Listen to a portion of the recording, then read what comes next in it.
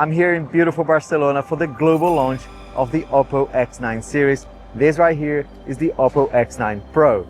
There's a lot to talk about. I've been using this for a few weeks now in London. I've been traveling a lot. I actually took this to a mate's wedding last week. The lighting condition wasn't great, but the phone did amazing. Let's get into it. Back to the studio. But I have some thoughts on performance, software, and I've got even more photos to share. Everything you will see in the camera section is shot on this phone. I've tried all modes in many different conditions. And a bit of a warning, if it looks unreal for a phone, before you say it's AI, it's because OPPO and Hasselblad really cooked it this year. So the results may look unreal, but they're not. There's a very particular accessory here that takes it into the territory of, wait, that wasn't a phone, right? That can't be a phone. More on that in just a moment though, because there's a lot more to the X9 Pro than the amazing camera system. Right, design first, the X9 Pro looks and feels grown up. Flat display with super thin uniform bezels, a tiny camera island at the front, nothing shouty or intrusive like a dynamic island for instance. In fact, I think I'm allowed to say this right off the bat, I think a lot of iPhone users would feel at home here. The haptics are sharp, scrolling feels precise, and the little things like brightness ramps, little gesture response feel, everything feels very familiar, but it's snappier in a few places actually. It even has its own camera control system equivalent. It's called the quick button. On the display, OPPO has gone with a 6.78-inch LTPO OLED at 1272 by 2772 in terms of resolution. In plain English, this is very close to the iPhone 17 Pro Max resolution and 120Hz display adaptive refresh rate here. It's flat, which is awesome for photography and editing, not to mention entertainment and gaming.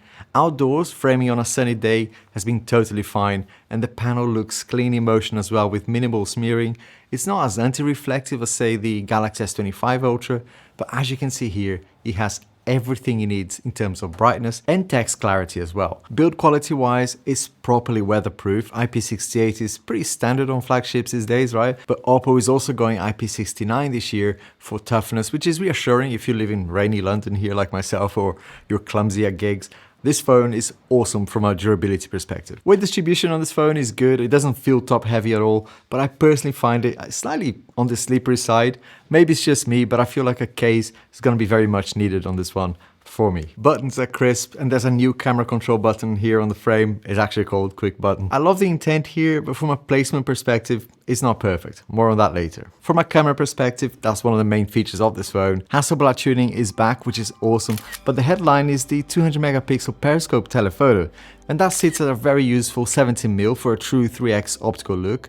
And then OPPO's doing something very interesting as well with the in-sensor crops here across a set of classic focal lengths, which I really appreciate. In real use, you get 1x at 23 with taps to 28 and 35mm. This would be great for street or people shots that feel very natural. 2x is just a crop, right? You get like a 47mm equivalent via the big main sensor crop. 3x is one of my favorites. It gives you the 70mm optical straight off the 200 megapixel tele, and an 85mm crop, which is my favorite so far. I think all phones should have that 85mm equivalent because it just, I don't know, it's the perfect length for me. And then there's a 6x at 140mm and 308mm, again leaning on that tele's amazing resolution for the crop. But if you know me, I tend to ignore the specs. I mean, specs are great. It tells you that they're using new technology here. But the point is, these sensors hold up better than you'd expect. Especially in good light, you get really incredible photos here. Now, the fun part is when you attach the Hasselblad Teleconverter. It mounts here to the X9 Pro with a dedicated photography case. Sadly, it's not going to be supported on the regular X9, but when it's on, you're not doing any digital party trick here. You're getting a 230mm optical reach, and then OPPO gives you a sensible clean crop to 460mm at 50 megapixels and a 920mm at 12.5 megapixels for stills. That shot is incredible. It turns the phone into a proper, like a super zoom for concerts, wildlife, stadium seats, or in my case, this shot of the Shard in London here, which is insane to me, right? This is not AI, before you go on the comments and say, oh, this is AI. There's definitely some processing going on here, but a lot of this shot is being done optically, which is awesome. These days, look, not much impresses us anymore, right, when it comes to digital photography or a smartphone specifically. But this little attachment here changed that perception for me. It's one of those moments that you go, oh, this is different, right? It's just wild for me to hold this much reach. That still makes it look like glass did the work, not software. And that's the reality here. The 230 to 920 mil ladder is just insane. And by the way, a huge shout out to Becca Versace. She's a great YouTuber here as well, doing tech reviews. She saw me struggling at this rooftop that we were for the pre-launch event, and she just came over and helped me secure some angles for you. Honestly, absolute legend. Thank you so much, Becca. And if you haven't checked her out yet, I'll leave a link down below as well for her channel. Such a kind person. Thank you so much again. Color science has matured too. It's interesting how processing sometimes gets slightly over creative in my opinion, and I mean that in a not so much kind of adding things to the shot, but doing some things with the color. I'm only seeing this in low light conditions. I'm not seeing that in kind of decent light, but I'm also seeing less of that plasticky HDR sheen that we used to complain about. That's not here anymore. In fact, when I compare this with other phones, I'm seeing some really interesting results in favor of the OPPO. And I know this is not a comparison video, but I always like to give you a reference, which is why I'm mentioning other phones here. So here's some shots taken both on the iPhone 17 Pro Max and the OPPO. I won't promise it on first day, but I will include a link here as well to the photos, to the original photos, so you can see it for yourself without the YouTube compression. My main challenge doing these side-by-side shots was comparing the telephoto lens, because both phones approach that lens very differently. But I try my best here to do at least frame the shots the same way. In most 4x shots on the iPhone, I took a 3x shot on the OPPO using the 85mm crop. So not exactly like for like, there's about 15mm difference there, which is, can't change a lot of the shot, but it's the best I could to kind of try at least get close to that side by side. My favorite mode on the OPPO remains master mode. I loved it on the OnePlus phones this year, and it's even better here. I missed it on the X8 last year, which is a shame, but a lot of you asked me for my review on that. I'm sorry I didn't get around to it, but here is the X9 Pro, and boy, it was worth the wait for me. In this mode, you get exposure controls, white balance, and an interface that doesn't fight you when you want to kind of do a slower shot at night, for example. It's quick to get cinematic stills as well, but I did notice a slight delay if you're using RAW Max, which, to be fair, right, that mode is getting a lot out of the camera, but I did notice against the 50 megapixel or 48 megapixel RAW on the iPhone was, I don't know, half a second faster, which can be noticeable if you're taking lots of shots. But in reality, when you go to RAW Max, it's probably a shot that you are planning, you kind of prepared, that shot is the one you want. It's not going to be a quick snap. So that delay is probably not going to be as meaningful as, it's not going to be an issue. And the result is a beautiful shot, right? I just love the feel of these photos as well. It's got a very identifiable character, and I love that. I kind of experienced that with other phones as well. And I just like when I look at a photo and it's got a character, it reminds me of a proper camera. Now, the annoyance I mentioned earlier, and I really appreciate OPPO for allowing me to be open and honest here, because, I never worked with people like Apple, for example, but I don't know, it feels like they probably are quite strict on what you can and can't say. So I appreciate OPPO just allowing me free reign here. I don't think there is a perfect product. And with the OPPO is the camera control, quick button here. It's, it's on the frame, it's actually, very nicely designed, it feels really nice. When you mean to use it, it's actually perfect. You can move the focal length in a very tactile way, use your stuff that I'm sure you're familiar with on the iPhone. But if you're a lefty, you will definitely notice this, right? I'm actually right-handed, but for many of these shots that I'm doing, comparing with other phones, I'm sometimes holding the phone like this. And you see my pinky is supporting the phone here, like that.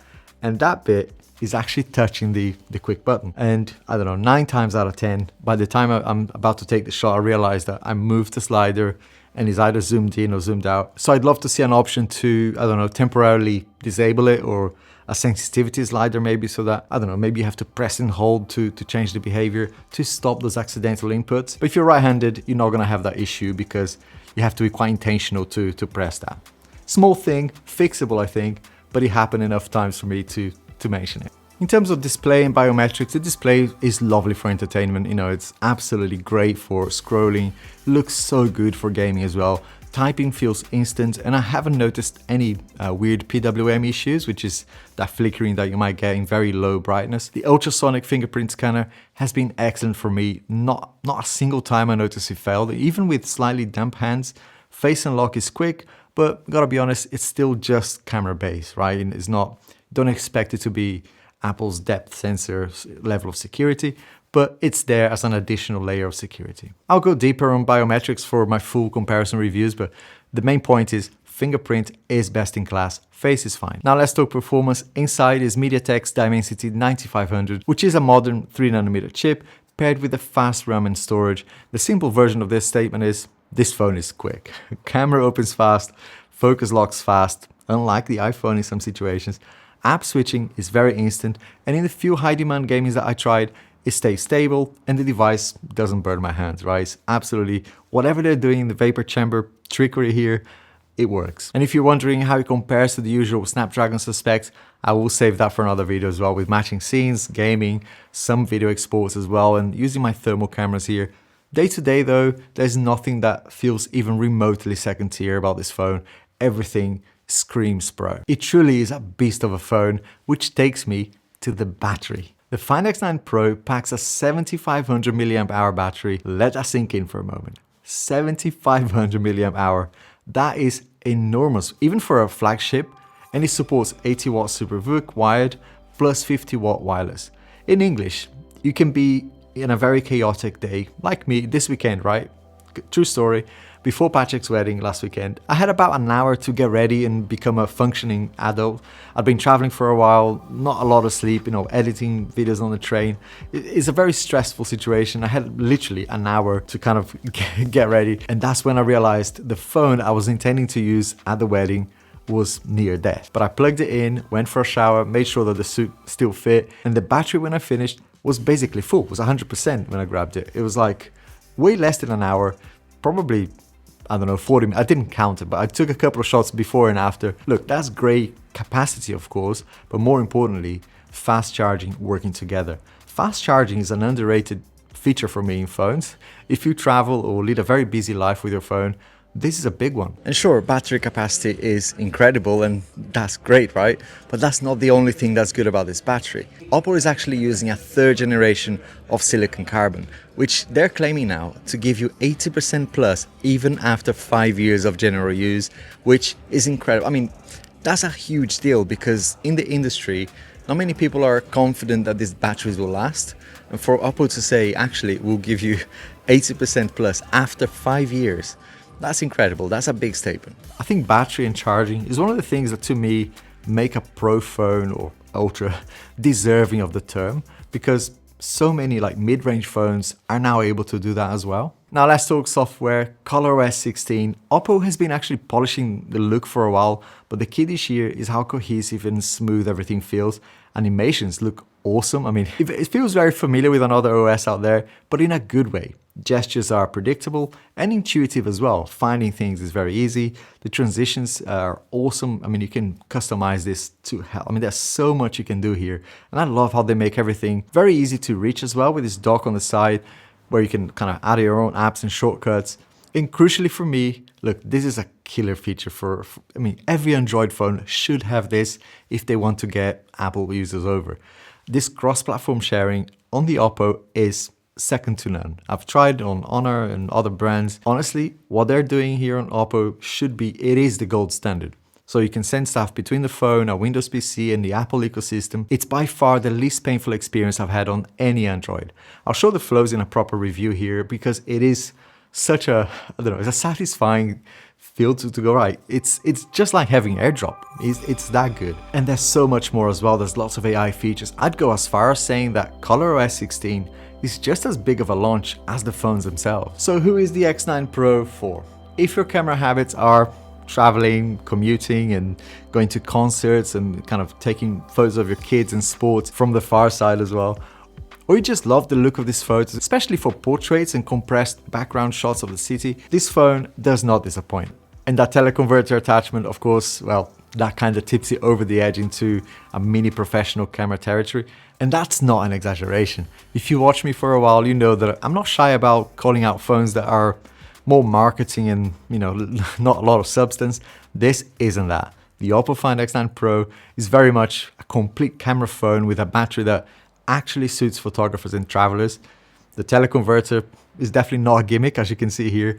The battery goes beyond just a quality of life upgrade, right? I always say here, it feels like a today battery to me, which is incredible. And ColorOS 16, of course, feels very mature now and very sleek. You know what I just realized when I was using this phone? 2025 reminds me a bit of a, you know, the pre-iPhone moment in the mid-2000s, if you're old enough to remember. But, you know, in the best way possible. Lots of genuine innovation. Those days were fantastic. And I think we're living that again. And OPPO are very much pushing the envelope there. Plenty more to come, including my iPhone 17 Pro Max camera comparison next, including log recording, you know, skin tone science in tricky light. Lots of interesting results there. And I'll see you in the next one. Thank you so much. Bye-bye.